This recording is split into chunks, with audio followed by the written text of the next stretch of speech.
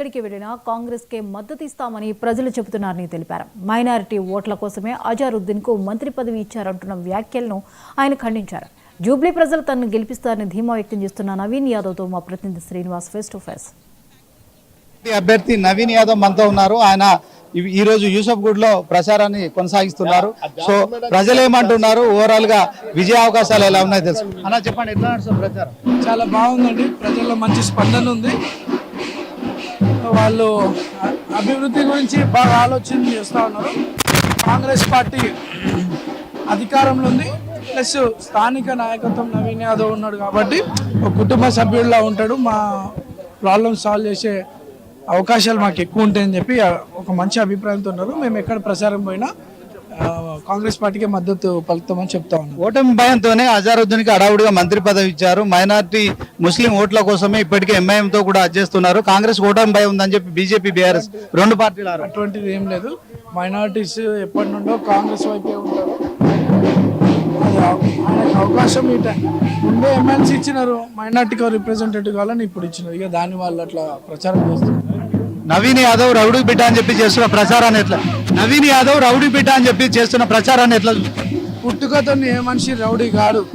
మా ఫాదర్ మీద 20 సంవత్సరాల నుండి కేసులు లేవు. బీఆర్ఎస్ గవర్నమెంట్ వచ్చినాక మా ఫాదరే కాదు, నా మీద, నా కుటుంబం మీద, నా బంధువుల మీద, నా అనుచరుల మీద, నా ఫాలోవర్స్ మీద అనేక తప్పుడు కేసులు పెట్టింది. అసలు రౌడీలు ఎవడో 14 తారీఖు తెలుస్తుంది. వాళ్ళు చేసినటువంటి గత ప్రభుత్వంలో డబుల్ బెడ్రూమ్లు ఇప్పిస్తామని చెప్పి దాదాపు కొన్ని కోట్ల రూపాయలు పేద ప్రజల దగ్గర వసూలు చేసినారు. అనేక యువకులు జీవితాలు పాడు చేసే ప్రయత్నం చేసినారు తప్పుడు కేసులు పెట్టి. మేము అభివృద్ధి లక్ష్యంగా మా ప్రాంతంలో పోతున్నామండి. ఓవరాల్ గా నవీన్ యాదవ్ ఏం చేస్తాడు, జూబ్లీహిల్స్ నియోజకవర్గ ప్రజలకు ఏం చెప్తారు?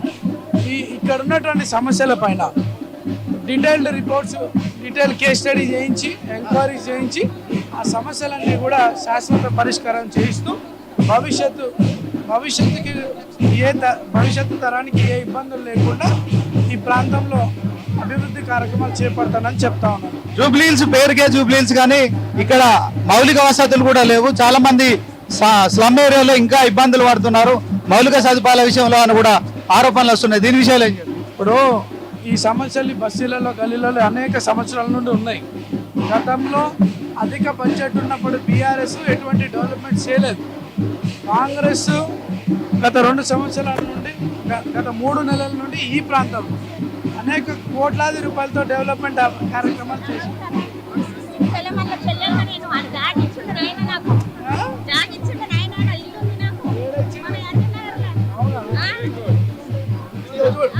చూడండి, మీ ముందే